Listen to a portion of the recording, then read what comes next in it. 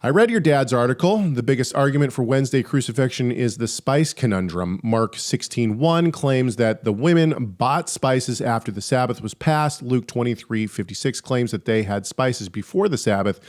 People reconcile this by trying to say Nisan 15 was Thursday and Friday was the day in between where they bought spices, so it would be after the high day but before the weekly Sabbath. What would you say to this? Okay, so there is several things going on here. Number one, the spices is something that is talked about a lot.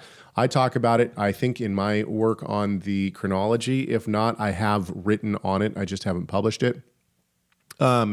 However, the thing is just from a chronology standpoint, if we take the Synoptic Gospels and the Gospel of John at face value, there's not another day in between.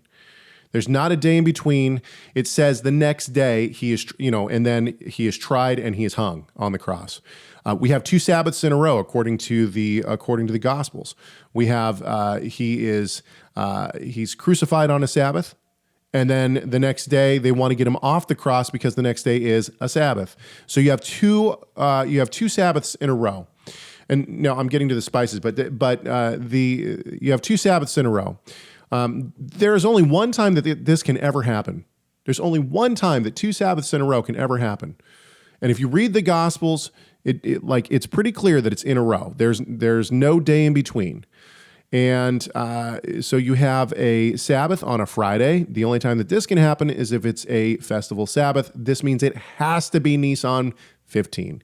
Nisan 15 is a Sabbath, which means that the Last Supper was done on Thursday night. Thursday night happens. He is crucified on Friday. Then you have him taken off the cross because the next day is a Sabbath. Saturday happens, he raises on Sunday. Now, whenever you want to say Sunday, maybe it was Sunday night, maybe it was Sunday night, meaning Saturday night after the sunset, Sunday morning. I personally believe he rose on a Sunday morning. I don't think that this brings us problems in terms of the church and worshiping on Sunday and all that kind of stuff. I take the text at face value. I think he rose on a Sunday morning. Not the point. And everybody's going to bring up the 3 days and 3 nights, Jonah and the whale. This is a complete misunderstanding of what is being said in the text about the sign. The sign was not that Jonah was in the belly of a whale for 72 hours. It's that he was considered dead and came back. Anyway, not the point. So what about the spices? Let's just take a look at it real quick. He cites Mark 16:1, and he cites Luke 23:56. Now, I might have to go back and look at my stuff. When the Sabbath was passed, Mary Magdalene, Mary Mother, James, Salome bought spices so that they might go and anoint him. Then they returned and prepared spices and ointments on the Sabbath day.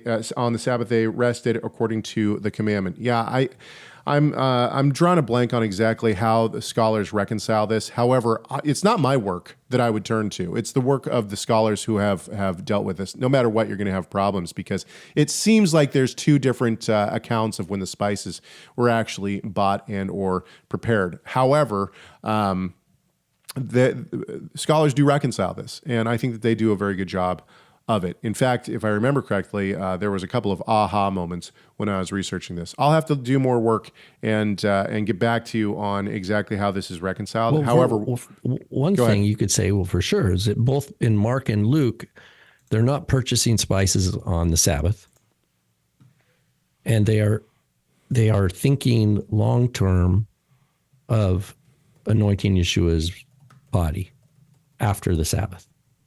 Right. So they are desiring to anoint the body in the tomb, but they know they're not going to do it on a Sabbath, and they know they're not going to buy spices on the Sabbath. That's clear from both Mark and Luke. The question is, is the way I see it, it comes back to Mark 16:1. Do we read that as they were just added? They bought additional spices to what they already had? Or are we going to insist, oh, no, they didn't have any spices at Mark 16:1. They had nothing, and they had to go buy. And I'd say, no, I think Luke is aware of Mark's account.